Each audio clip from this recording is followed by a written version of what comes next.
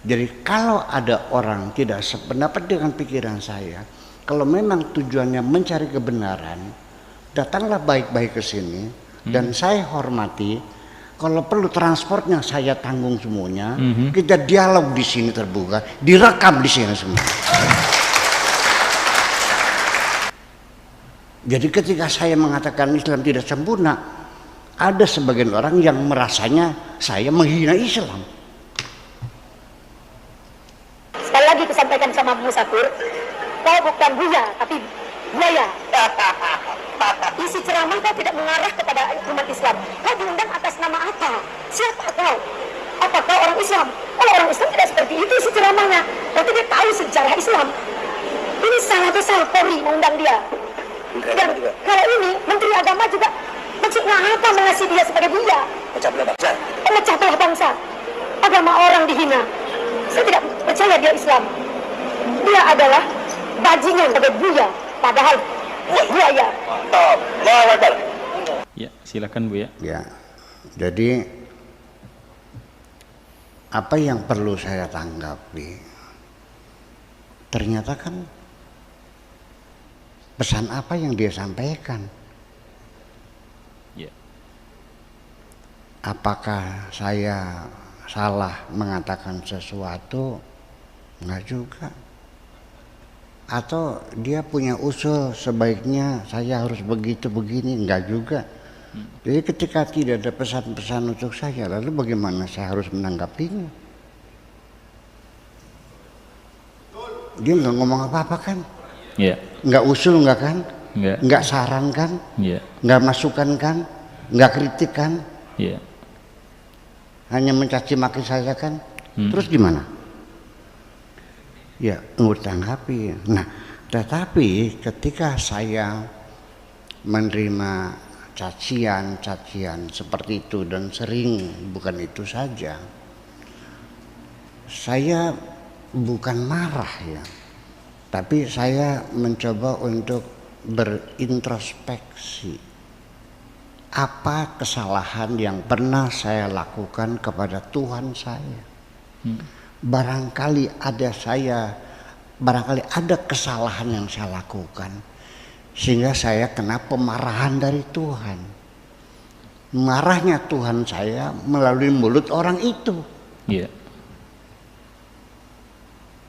Itu artinya Tuhan lagi marah kepada saya melalui mulut kamu, kan gitu persoalannya. Iya. Kita dengar aja, yang penting kita introspeksi. Barangkali saya punya salah, saya perbaiki, itu aja persoalannya. Ya. Jadi saya tidak berharap andaikan Tuhanku marah kepadaku dengan suaranya sebagai Tuhan, mungkin aku menjadi debu kosmis lagi. Untung saja marah-marahnya melalui mulut orang seperti itu. Iya. Yang penting segera saya harus memperbaiki diri. Barangkali saya punya kesalahan. Setuju nggak gitu? Ya. Ya sudah. Jadi, ya oke, saya dengarkan. Barangkali saya punya salah. Ketahu, mungkin saya pernah satu hari menyakiti ibu saya, atau mungkin satu hari ada orang yang sedang susah, saya tidak mau membantunya. Kan bisa terjadi, saya kena marah juga. Nah kemudian juga akhirnya bahwa tidak ada yang saya perlu laporkan kepada majikan saya. Begini, kalau ada orang berbuat baik kepada saya laporkan kepada majikan saya, wahai Tuhanku, ada hambamu yang berbuat baik. Ya, gandakanlah imbalan berlipat ganda kepadanya. Amin ya rabbal alamin. Itu saya doakan. Tapi kalau ada orang itu berbuat jahat kepada aku, mana mungkin saya melaporkannya kepada majikanku. Paling-paling aku hanya minta ampunan kepada orang itu. Ya Allah, ampunilah mereka. Jadi artinya bahwa menanggapi semacam itu, saya tidak akan membalas apapun. Hanya saya mendoakan mudah-mudahan beliau itu mendapatkan hidayah dari Allah Subhanahu wa taala. Karena Nabi juga begitu. Nabi juga mengatakannya begini, Allahumma hdi qaumi innahum la ya'lamun. Ya Allah, berilah hidayah kepada kaumku. Innahum la ya'lamun, mereka enggak paham. Ya Allah, berilah hidayah kepada mereka karena mereka enggak paham. Ya, untuk itulah saya minta kepada majikan saya, ya, semoga Allah mengampuni mereka. Alasannya apa? Karena aku sudah memaafkannya. Selesai. Tidak mungkin dong saya mendoakan orang dengan kejahatan, Ya. menyumpah orang dengan kecelakaan supaya buta, supaya supaya mati. Oh ya, enggak dong. Itu bukan wewenang saya semacam itu. Jadi mesti Anda ketahui bahwa kita sekarang ini sedang bekerja untuk Allah. Ya.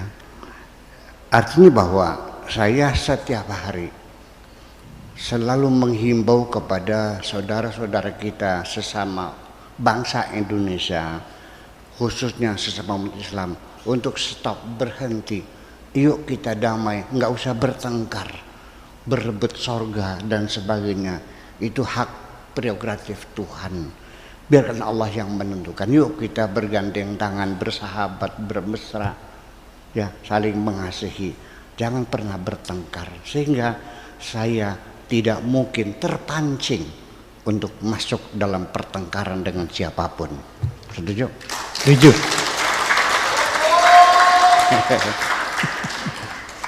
Tetapi satu, ada yang tidak bisa ditawar-tawar, dan saya akan terus melangkah membela perempuan.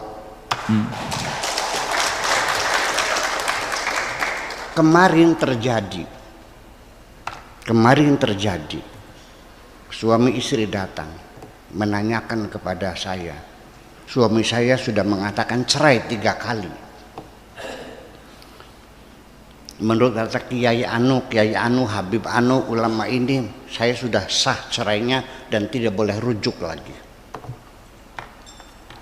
Sehingga kami terpaksa nikah siri lagi.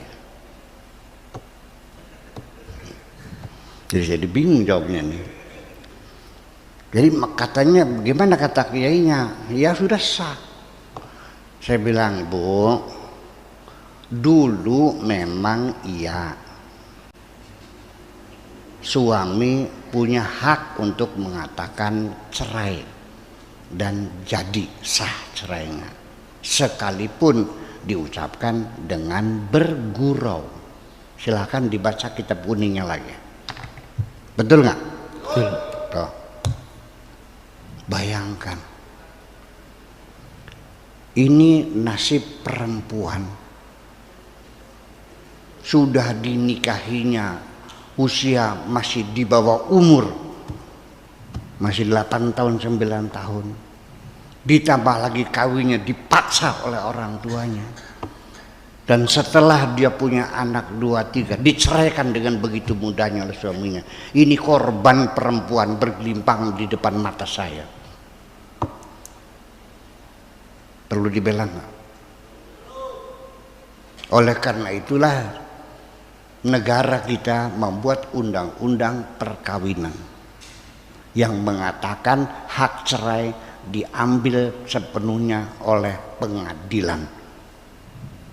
Harus diajukan, diproses pengadilan, karena perempuan juga punya hak untuk membela haknya. Setuju? Setuju. Maka ucapanmu tidak sah, harus diajukan ke pengadilan. Ya tapi kan hukum Allahnya kan sah. Berarti negara nggak benar, ini hukumnya saja. Ya kenapa? Nah ini semuanya dualisme dalam pikiran umat Islam. Itu kembali kepada keyakinan kamu Islam sudah sempurna, sehingga hukumnya tidak boleh dirubah lagi. Ini masalahnya. Sehingga ketika negara Arab Saudi tahun 60 ya mengeluarkan undang-undang anti perbudakan juga didemo. Bagaimana raja melarang perbudakan, Tuhan tidak melarang perbudakan. Itu berawal dari karena kamu meyakini ya bahwa Islam sudah sempurna sehingga tidak perlu dirubah lagi dan tidak boleh. Dalilnya waman lam yahkum bima anzalallah faulaika humul kafirun. Kamu kafir kalau menghukumi sesuatu tidak berdasarkan hukum Allah. Ini yang jadi persoalan. Jadi ketika saya mengatakan Islam tidak sempurna, ada sebagian orang yang merasanya saya menghina Islam. Imam Syafi'i sendiri hasil ijtihad di Irak, begitu dia pindah ke Mesir dirubah lagi, ada menjadi kaul qadim dan kaul jadid. Pendapat dirubah karena melihat suasana masyarakatnya berbeda. Ini lagi nggak benar dong. Jadi artinya apakah menurut Anda sudah sempurna Islam itu membolehkan anak laki perempuan di bawah umur dikawinkan, membolehkan perempuan dipaksa kawin, diberi kewenangan laki-laki sewenang-wenang menceraikan istrinya? Apakah itu kesempurnaan yang kau maksudkan? Dan kita boleh beli budak perempuan di pasar untuk kau tiduri seenak kamu, lalu tukar tambah dengan teman-teman kamu. Apa semacam itu yang kau maksudkan sempurna? Nah, ini menjadi persoalannya. Kalau Anda yakin sempurna, tolong jelaskan seperti apa kesempurnaannya. Sudah. Dan yang lucu lagi, perempuannya sendiri, mohon maaf ibu sekalian, dengan muka tertutup, pakai cadar, dengan menggendong seorang anak yang bapaknya nggak pulang-pulang, diceraikan oleh suaminya, dan tidak diberi nafkah, tidak punya keterampilan apapun karena dia tidak sekolahnya tidak tinggi, tidak boleh jadi bupati, tidak boleh jadi gubernur karena rijalul qawwamuna 'alan nisa. Perempuan tidak boleh jadi pemimpin. Iya kan? Dengan bangganya perempuan tadi mengatakan aku bangga sebagai muslimah karena dalam Islam perempuan sangat dimuliakan. Nah, ya kalau begitu ya silakan. Itu sifatnya adalah subjektivitas Anda. Kalau Anda merasa bahagia dimuliakan oleh Tuhanmu, kawinnya dipaksa dalam usia masih kecil sekali, kemudian dicerai suaminya dan kamu merasa dimuliakan, ya silahkan, itu nggak ada urusan.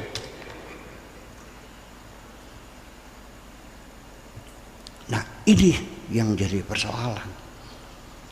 Jadi artinya ini satu hal yang perlu kita bicarakan serius.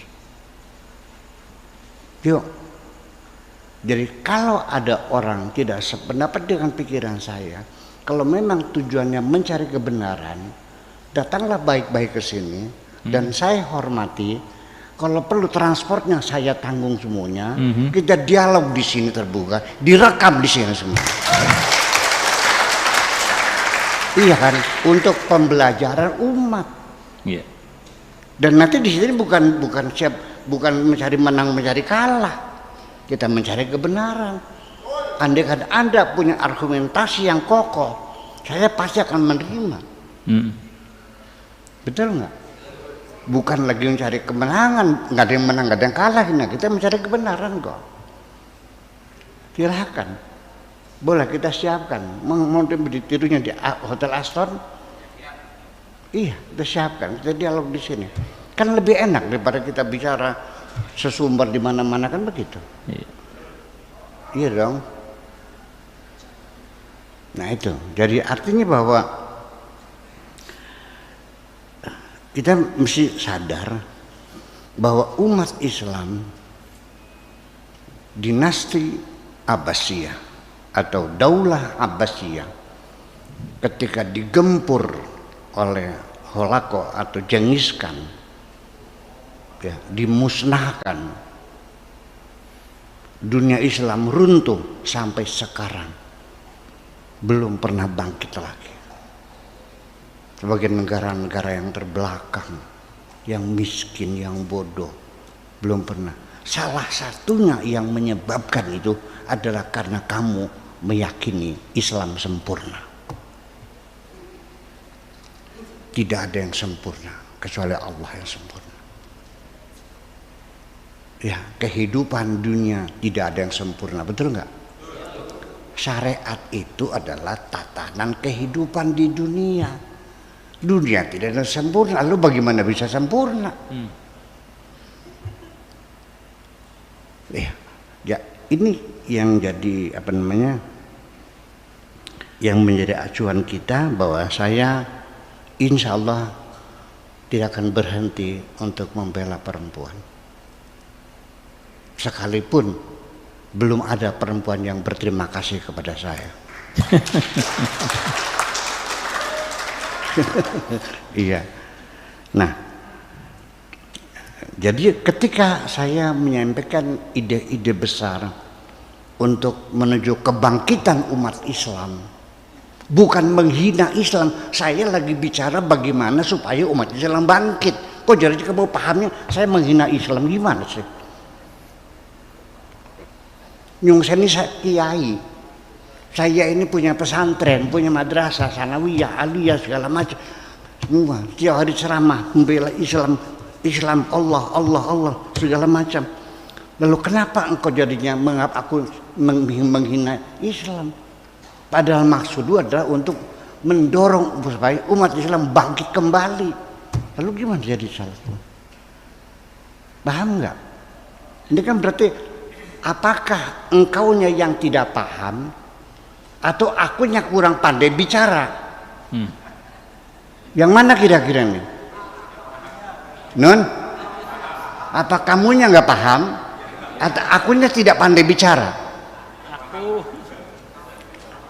Saya berulang-ulang bertanya, Kang Beno, saya ini kalau ngomong jelas enggak sih? Kusi masih beli paham baik.